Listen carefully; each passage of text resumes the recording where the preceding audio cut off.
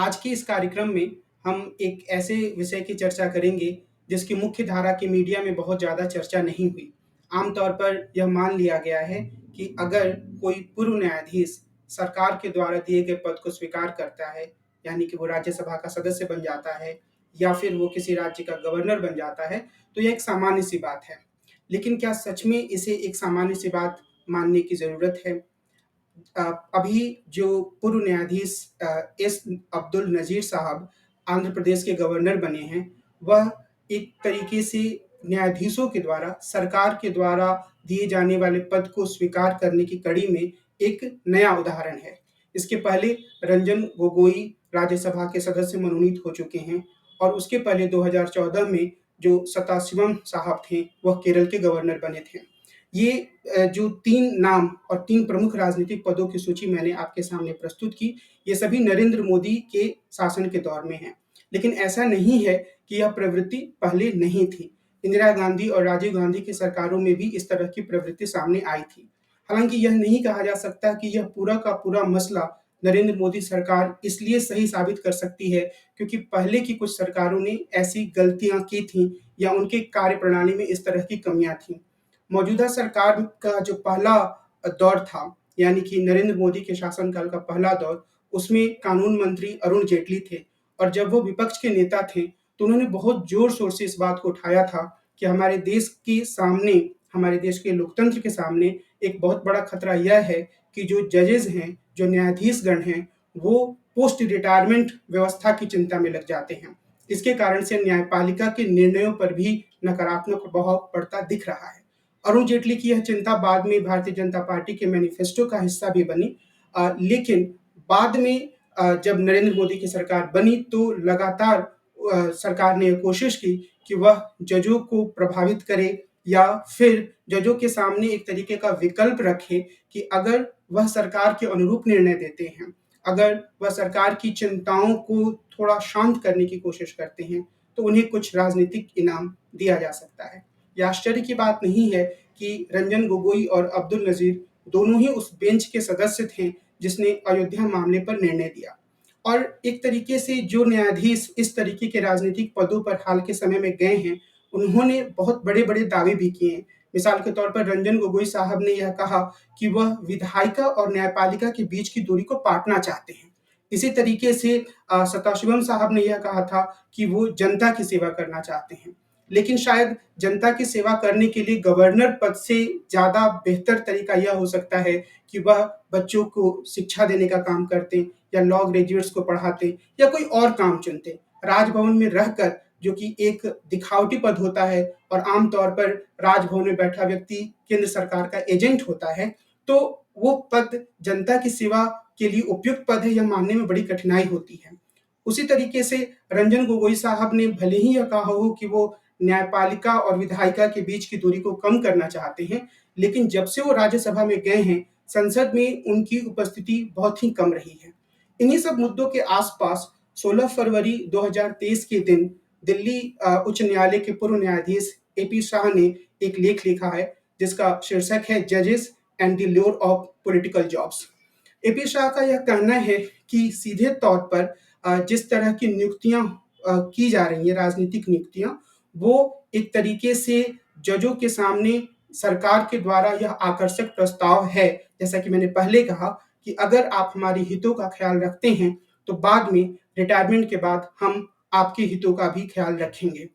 पहले बहुत सारे न्यायाधीश 80 के दशक में या 70 के दशक में इस तरह के विचार रख चुके हैं कि जो न्यायपालिका है, उसकी जो निष्ठा है, वह तभी अक्षुण्ण रह सकती है जब वो कार्यपालिका और विधायिका से एक दूरी बनाकर रखे, अपनी स्वायत्तता और स्वतंत्रता को कायम रखे। लेकिन एपी शाह यह तर्क देते हैं कि आम तौर पर अब यह दिखता है कि बहुत सारे न्यायाधीश भी अब इतने दृढ़ चरित्र वाले नहीं रह गए हैं और इसके कारण भी न्यायपालिका पर लोगों का भरोसा कम हुआ है। जो एपी शाह हैं, उनका मुख्य जोर इस पर है कि बहुत कम ऐसे न्यायाधीश हैं। मिसाल के तौर पर वो एक न्यायाधीश का उदाहरण देते हैं, अकील कुरैशी साहब का, जो कि कई उच्च न्यायालयों में न्यायाधीश रहे, पर उन्हें सर्वोच्च न्यायालय में नहीं आने दिया गया। जब वो रिटायर हुए तो उन्होंने कहा कि उन्हें उनके पदोन्नति को रोकने को वह एक तरीके से अपनी स्वतंत्रता के सर्टिफिकेट के रूप में देखते हैं। यानी कि अगर उन्हें आगे नहीं बढ़ने दिया गया, तो शायद इसका सबसे बड़ा कारण यह था कि वो स्वतंत्र रूप से अपना काम कर रहे थे। ए.पी. शाह का यह कहना है कि इस बात की ज़रूरत है कि न्यायपालिका अपनी स्वायत्तता कायम रखे, अपनी स्वतंत्रता कायम रखे और इसके लिए कुछ संस्थात्मक उपाय करने की ज़रूरत है। वो यह कहते हैं कि जो मुख्य न्यायाधीश हैं, उन्हें अलग-अलग उच्च न्यायालयों के मुख्य न्यायाधीशों का एक सम्मेलन बुलाना चाहिए। उस सम्मेलन में कम से कम 2 प्रस्तावों पर सहमति बननी चाहिए। पहला प्रस्ताव ए.पी. शाह के अनुसार यह होना चाहिए कि जो भी न्यायाधीश रह चुका है व्यक्ति, वह कभी भी राजनीतिक पद नहीं लेगा। राजनीतिक पद से यहाँ पर मतलब है गवर्नर बनना, राज्यसभा का सदस्य मनोनीत हो जाना। ए.पी. शाह कहते हैं कि एक दूसरी तरह का काम होता है जिसमें न्यायाधीशों की भूमिका होती है। मिसाल के तौर पर किसी ट्राइब्यूनल का अध्यक्ष बनना या कुछ ऐसे ही पद। इसके संदर्भ में भी ए.पी. शाह का कहना है कि एक सहमति बननी चाहिए कि रिटायरमेंट के बाद कम से कम 2 साल या 3 साल का एक कूलिंग पीरियड हो और उस कूलिंग पीरियड के बाद ही कोई व्यक्ति उस पद को हासिल कर सकता है। उनका यह कहना है कि जब तक इस तरह के प्रावधान नहीं होंगे, तब तक हर न्यायाधीश के सामने एक विकल्प रहेगा। और कई बार ए.पी. शाह इस बात का उल्लेख नहीं करते हैं, लेकिन कई बार हम यह देख सकते हैं कि ऐसे निर्णय आते हैं, जिनको देखकर यह एहसास होता है कि सीधे तौर पर न्यायपालिका ने एक तरीके से सरकार का रास्ता सुगम करने की कोशिश की है। और कई मसलों पर जहाँ न्यायपालिका पहले कोई और दृष्टिकोण रखती थी, मिसाल के तौर पर हम आरक्षण के विषय को ले सकते हैं। तो आरक्षण के विषय में जिस तरीके का निर्णय ईडब्ल्यूएस के मामले में आया, वो इस बात का साफ उदाहरण है कि शायद न्यायपालिका में बैठे लोग सरकार के लिए कोई मुश्किल खड़ी नहीं करना चाहते थे।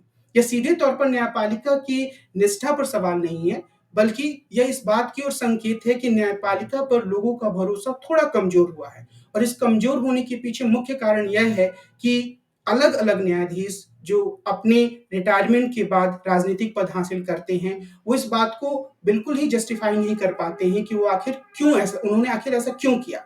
जैसे रंजन गोगोई का तर्क बिल्कुल ही निर्मूल साबित होता है, कम से कम अभी तक का जो उनका प्रदर्शन है उसके आधार पर। तो ज़रूरत इस बात की है कि न्यायपालिका पर लोगों का भरोसा बनाया जाए और उसको बनाने के लिए मुझे ये लगता है कि ए.पी. शाह जो लॉ कमीशन के पूर्व अध्यक्ष भी रहे हैं, उन्होंने जो सिफ़ारिशें की हैं, जो अनुशंसाएँ हमारे सामने रखी हैं या जो सुझाव उन्होंने पब्लिक स्पेस में रखा है, उस पर विचार करने और उस पर सख्ती से अमल करने की ज़रूरत है। अगर हम ऐसा करते हैं, अगर हमारे देश के न्यायाधीश ऐसा कर पाते हैं, तभी न्यायपालिका का जो एक स्वायत्त चरित्र है, वह कायम रह पाएगा और उसके प्रति लोगों का भरोसा भी मजबूत होगा। अन्यथा लगातार ऐसा परसेप्शन, ऐसी धारणा बनती जाएगी कि जो न्यायाधीश हैं, वो उन्हें सभी नहीं, पर कुछ या कई ऐसे हैं, जो अपने पोस्ट रिटायरमेंट प्लानिंग में ही लगे रहते हैं और जो न्याय का प्रश्न है, वह धीरे-धीरे नेपथ्य में चला जा रहा है। इसलिए मुझे यह लगता है कि ए.पी. शाह के द्वारा लिखा गया यह लेख काफ़ी महत्वपूर्ण है, उसमें दिए गए सुझाव काफ़ी महत्वपूर्ण हैं और इस पर अमल करने या इस पर गहराई से विचार करने की ज़रूरत है। तो मैं अपने इस बातचीत को यहीं रोकूँगा और अगले अंक में जब हम मिलेंगे, तो हम ऐसे ही किसी विषय पर या किसी छूट गए खबर पर बातचीत करने की कोशिश करेंगे। नमस्कार।